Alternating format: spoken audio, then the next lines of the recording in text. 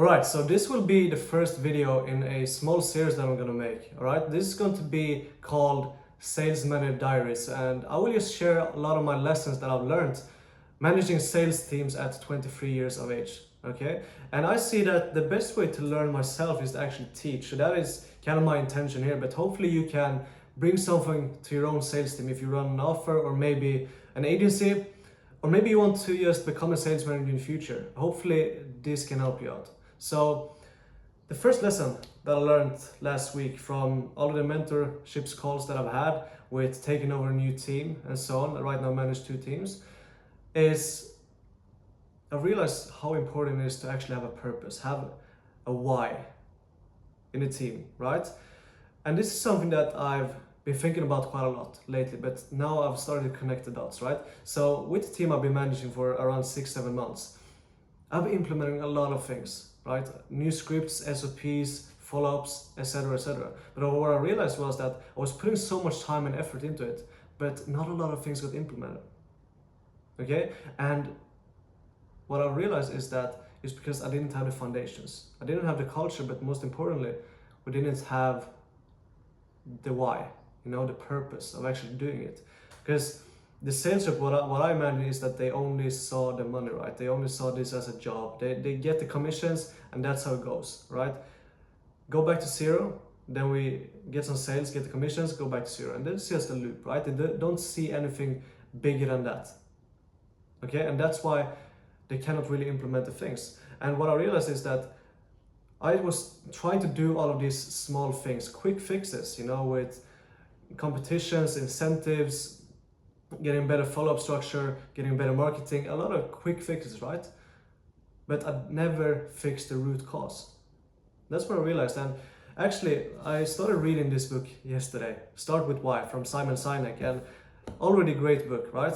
And one of the first story that I told was, I'm gonna retell it, right? There was some American automobile manufacturers, right? And they went to Japan to see how they manufacture these cars. Okay, they went to the factory and saw that everything was the same except one thing. And that thing that was different was that in Japan they didn't have a guy checking to see if all of the doors to the cars were the right fit, right? Because that's how they were in the US. They were always checking, are the doors fitting in the car, right? And they asked why don't you have a guy here in the factory? And they said, because we designed the doors the right way. Okay, and the Americans never thought about that. They just thought, okay, some doors will be good, some will be bad. Okay, we probably need someone to check for it, right? So they fit. But the Japanese, right? They went back and looked for a root cause. Okay, what is actually causing some doors to be good fit and some bad fit? Okay, then we just remake the design. And that's pretty much the same with having a sense of purpose, having a sense of why. You can implement so many things in the team, right? But if you don't have this higher purpose than just earning money and getting a few sales, it won't get implemented as fast, right? And that is something that I've realized now. That's been an issue that I didn't think was there up until the last couple of weeks. And now when I'm starting a new offer, managing a new offer, I realize how important this is, that you are aligned on your goals, aligned on your visions, aligned on the culture before you implement all of the other things. Because I've had some resistance. I've had some resistance implementing some of the changes. And that is because not everyone was aligned. We weren't communicating the goals where we wanted to go, right? And now when we have that clear, it's so much easier to actually implement those things. So that's the first lesson from last week. And the second lesson here, it goes pretty much hand in hand. And this is also something that I've been knowing for quite a while, but now I'm starting to understand it. And that has to do with leadership capital. Okay, so leadership capital is pretty much a currency, and you spend this currency when you say something, when you're strict about things, right? When maybe you have to really tell someone, be really stern, right? You cannot do this. If you keep doing this, we're not gonna have a good conversation after that. Then that is when you spend leadership capital. When you are encouraging, right? When you are positive, then you will get more of this leadership capital. It's very important that we're not too stern, right? We're not too strict, because then we're gonna spend, and then we won't have anything left. And then the reps, the people that you manage, they're gonna lose the trust in you.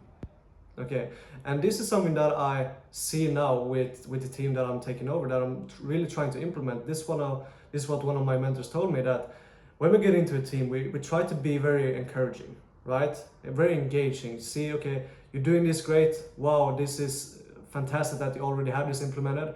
We try to show a lot of empathy. For example, one issue with my team right now is that they have low show-up rates. So what I do then is, obviously, yeah, I've been in sales with myself, and I know how frustrating it can be to have these low show-up rates. So obviously that's going to be something that we're going to prioritize. Right? Show that empathy. So we are pretty much positive all the time. And the way I like to see it is that we're a captain in football, right? So I've played football all my life, and you never liked a captain that was hard and stern and just putting super high standards all the time. You didn't like that. So what I want to be is that captain that is positive 90% of the time, but when someone is repeating a mistake a few times, right, then you're gonna hear it, right? Then I'm gonna be stern and make sure that that mistake doesn't get repeated again.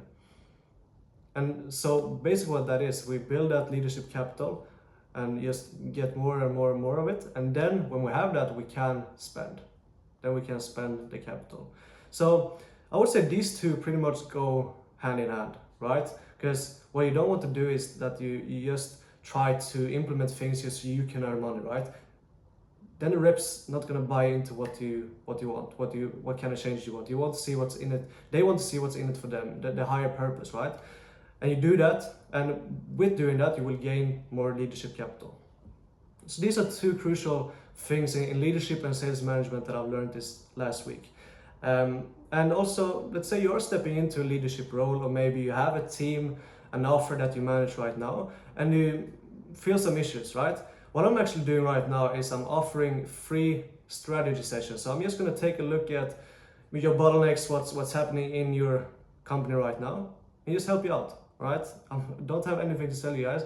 I just want to offer free sessions for you guys. So I have a link in the bio right below. So if you want to book a session, just do that through the calendar link. If you want to connect with me, I have my Instagram, I have my Twitter as well. So if not, okay, please like and subscribe, and I'll see you guys in the next video. Bye.